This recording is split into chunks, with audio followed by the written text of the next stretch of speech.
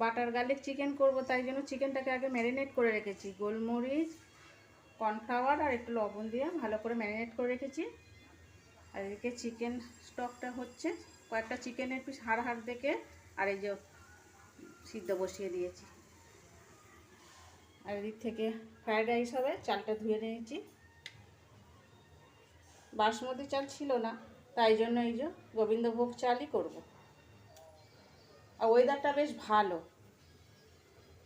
মেঘ ওয়েদার দেখো।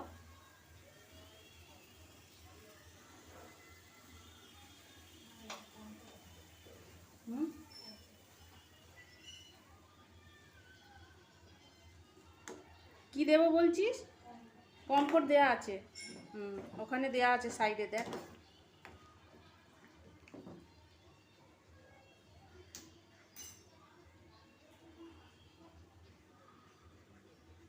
ওই ঝর্ণা এসছে কমফোর্টের জন্য, তাই বললাম কমফোর্টটা দেয়া আছে। চলো বন্ধুরা, সঙ্গে থাকো।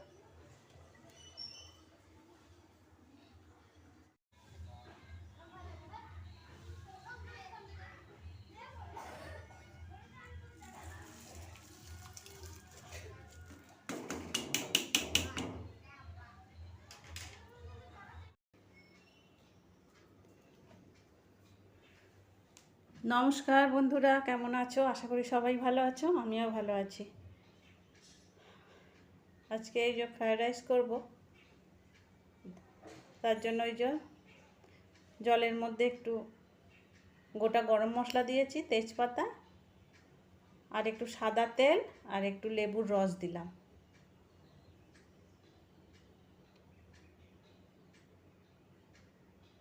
প্রথমেই তোমরা একটা লাইক দিয়ে দেখা শুরু করো বন্ধুরা।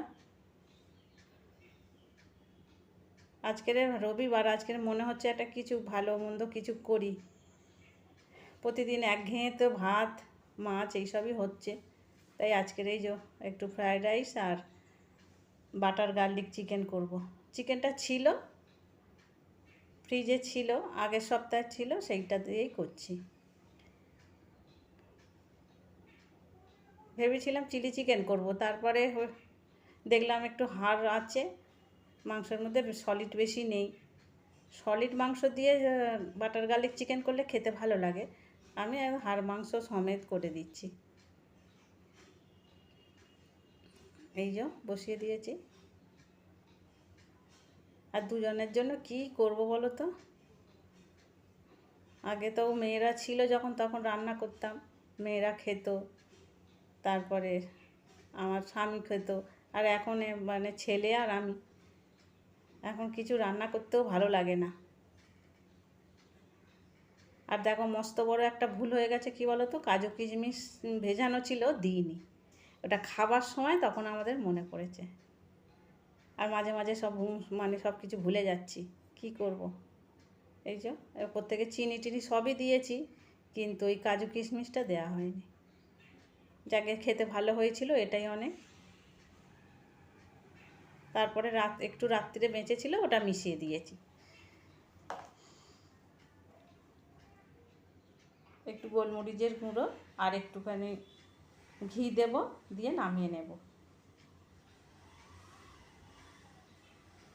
আর আমাদের পরিবারে দেখো না, সব সময় দুজন, মধ্যিখানে একটু সবাই একসঙ্গে হয়েছিলাম, আবার সেই দুজন। কারণ আমিও এসে দেখেছি যে দুইজনই ছিল। তোমাদের আগের ব্লগে বলেছি আমাদের শ্বশুরবাড়ির পরিবারটা অনেক বড় ছিল, অনেকটাই বড় ছিল। জানি না কিসের কারণে, ভগবানের কী লীলা, 2 বছর 3 বছরের মাথায় আমাদের সংসারটা পুরো তছনছ হয়ে গেছে। আমাদের যা শ্বশুর, যা শাশুড়ি, তারপর শ্বশুরমশাই, শাশুড়ি মা, আমার স্বামী, 2 ননদ, বড় পরিবার ছিল। আমি অবশ্য এসে দেখিনি, আমি এসে দেখেছি 2 জন। আর এখনও সেই আমরা দুজনেই আবার হয়ে গেলাম। জেঠিমা তাও মেয়ের বাড়ি চলে গেছিলো। এই যে একা একা ভালো লাগে না। আমার বর তো অফিসে চলে যেত, তখন একা কী করবে? তখন ভাড়াটেও তো এত ছিল না। কিছুদিনের জন্য মেয়ের বাড়ি চলে গেছিলেন, কিন্তু তারপরে আবার আমার বিয়ের পরে আবার উনি চলে এসেছিলেন। তারপরে আমার ছেলে মেয়েরা হলো, এক এক করে সংসারটা আবার ভরে উঠেছিল।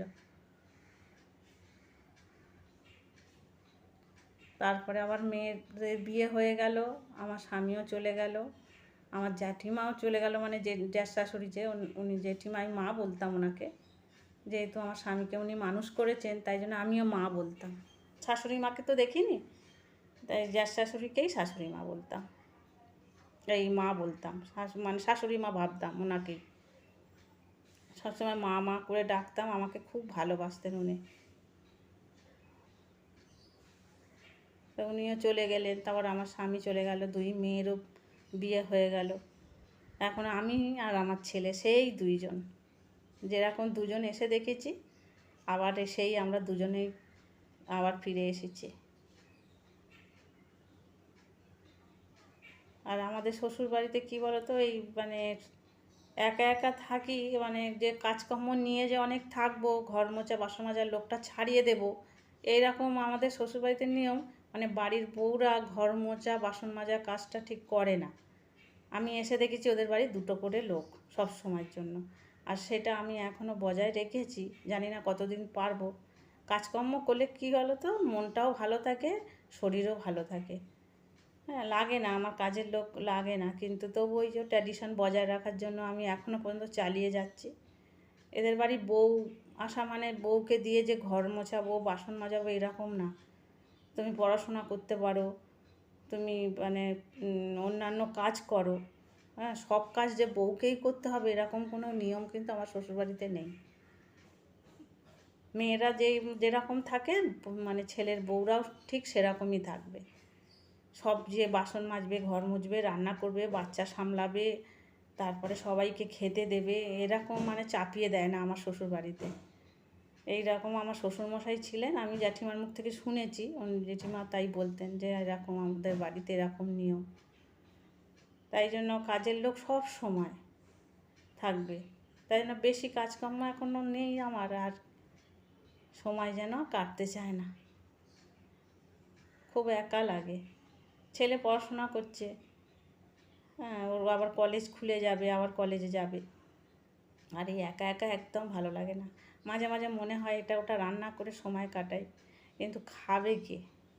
আমার খুব মানুষের অভাব, অন্য কোনোর অভাব নেই বন্ধুরা, শুধু মানুষের অভাব আমার। তোমাদের সাথে শেয়ার করছি কিছু কথা, এত খারাপ লাগে মাঝে মাঝে, বড় বাড়ি আর একা একা সময় কাটা। তবু ভাড়াটেগুলো আছে, আগে তো তাও মানে ছিল না। যখন এসে দেখেছি সেই 2 জন, আমার স্বামী সারাদিন অফিসে চলে যেত, আর আমি সেই গেটে চাবি দিয়ে আর ঘরে থাকতাম একা একা। তখন আর জেঠিমার সঙ্গে কত গল্প করব, তখন ছেলেপুলে কেউ হয়নি। তারপরে যখন এক এক করে হলো, তখন আবার সময় ঠিক সুন্দরভাবে কেটে যেত। তারপরে আবার দেখো সেই একই জায়গায় ফিরে এলাম, মা আর ছেলে। এখন ঈশ্বরকে ডাকি কবে আবার ভরে উঠবে এই সংসার, সেই অপেক্ষাতেই আমি আছি। এই যে সবজি নিয়ে নিলাম রবিবারে, এই সবজিগুলো আমি নিয়ে নিই, বাড়ির সামনে আসে ভ্যানে করে, এই যে আলু পেঁয়াজ, আর দেখো না এইটুকু সবজি 300 টাকা, 10 টাকা কম, 300 টাকা সবজি। বলো, একটু পটল, একটু উচ্ছে, একটা গাজর, আর আলু পেঁয়াজ, আর একটু আম নিয়েছি, আম আর কলা, এতেই 10 টাকা কম 300 টাকা বাজার। বলো তো কী বাজার, মানে আগুন যেন, কোনো কিছু কেনা যাচ্ছে না। আমটার রং দেখো কী সুন্দর, খেতেও ভালো ছিল, মিষ্টি ছিল আমটা।